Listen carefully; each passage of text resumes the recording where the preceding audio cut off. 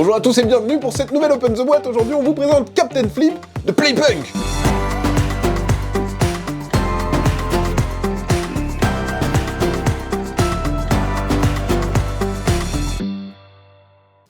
Captain Flip, c'est un jeu de Paolo Mori et Reno Conzadori. C'est illustré par Jonathan Auconte. C'est pour 8 ans ou plus. C'est pour 2 à 5 pirates. Ça dure à peu près 20 minutes. C'est un jeu tout bête où on va piocher une tuile et on va choisir si on la flippe ou pas. Un côté un peu stop ou encore de est-ce que je la tourne ou pas. Et ensuite, on la place dans un bateau. Et c'est tout. Voilà, c'est aussi simple que ça la règle. Après, ce qui est intéressant, c'est tous les pouvoirs qu'on va retrouver en jeu. Qu'est-ce qu'on retrouve? Une règle. La règle du jeu, globalement, je vous l'ai déjà expliqué. Hein. On pioche une tuile, on la pose.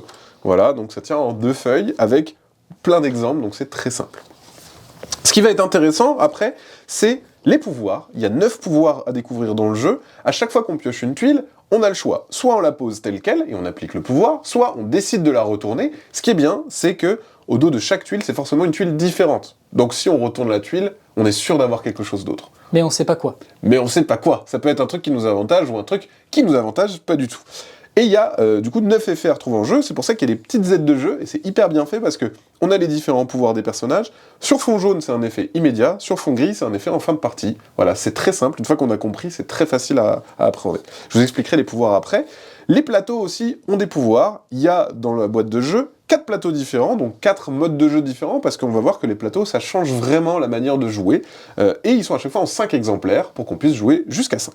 Et donc en gros, tous les joueurs jouent avec le même plateau. Tous les joueurs jouent avec le même plateau. La symétrie, c'est pas possible, il faut vraiment avoir le même plateau. C'est pour ça qu'on a 5 fois le plateau A, au dos 5 fois le plateau B, 5 fois le plateau C et 5 fois le plateau D. Voilà, à chaque fois avec des pouvoirs différents. Là par exemple, on va prendre le plateau de base. Au début, on les distribue aléatoirement, celui qui a le drapeau commence la partie. On va retrouver aussi des petites pièces, c'est ça qui va symboliser les points de victoire. Donc les petites pièces, elles sont cool parce qu'elles ont des petits trous. Et ça, c'est un peu joli. J'aime bien. C'est vraiment des pièces de pirates. C'est des pièces de pirates. Donc ça sera des pièces qu'on va récupérer au fur et à mesure de la partie. On a une carte. La carte, c'est un petit jeton qu'on va se passer entre les joueurs et joueuses. Si vous l'avez, à la fin de votre tour, vous gagnez une pièce. Et du coup, il y a un côté un peu je te la chip, je te la chip, je te la chip, etc., etc. Je te la chip bateau, je fais des jeux de mots sans faire. Carrément, ouais. Ça, c'est le fond de la boîte. Il y a un petit carton illustré. Très très chouette. Très chouette. Et ensuite, on va retrouver un sachet en tissu où on va dépuncher et mettre toutes les tuiles. Donc à son tour, je vous l'ai dit, on pioche une tuile, hop, et on a le choix. Soit on la place telle quelle, soit on décide de la flipper. Si je la flippe, je suis obligé de prendre ce personnage, je n'ai pas le choix. Et ensuite, on va placer sa tuile dans une des colonnes, toujours le plus bas possible. Donc si la case la plus basse est occupée, bien sûr, on va au-dessus, etc., etc. Donc au début, j'ai 5 emplacements. On commence avec le pouvoir, justement, le cartographe. Quand on le pose, on récupère la carte, et on gagne une pièce, parce qu'à la fin de notre tour, si on a la carte, on gagne une pièce. Si elle était chez quelqu'un, la carte, eh ben on lui chip, et c'est lui qui ne l'aura plus, il aura plus une pièce à chaque fin de tour, c'est nous qui aurons une pièce à chaque fin de tour.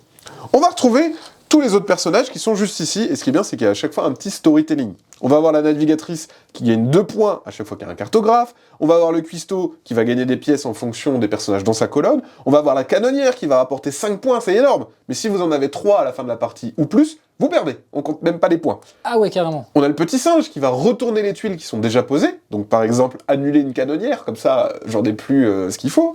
On va avoir le perroquet qui va te faire rejouer, le mousse, il faut les collectionner, la charpentière qui fait des points si tu n'as pas de canonnière dans sa ligne ou sa colonne, et la vigie qui va être tout en haut sur la colonne. Donc il y a vraiment une idée de placement des tuiles, etc., etc. En plus de ça, on a les bateaux, les plateaux, qui vont nous donner des pouvoirs différents. Dès qu'on termine une colonne, on va pouvoir avoir un petit bonus.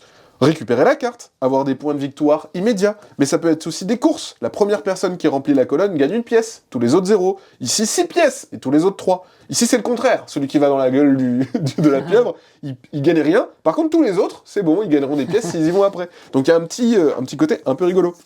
Sur ce plateau, pareil, la carte, là s'ils sont tous pareils, on va gagner 6 pièces. S'ils sont tous différents, on va gagner 4 pièces. Voilà, et le dernier plateau, ici, on va gagner 2 pièces pour chaque colonne déjà complétée, donc il faut la faire sur la fin. Ici, on va gagner une pièce pour chaque tuile différente. Ici, on perd une pièce si on va ici. Mais par contre, on remplit tout de suite une colonne, parce que la partie s'arrête comment? Dès qu'il y a 4 sur les 5 colonnes qui sont remplies, c'est la fin de la partie. On finit quand même le tour en cours, hein, parce que c'est celui qui avait le pirate qui a commencé, donc on sait qui a commencé. Et à la fin, celui qui a le plus de pièces gagne. C'est un jeu très rigolo, très... est-ce que ça me va? Allez, je pioche. Ok, la carte, j'en veux pas.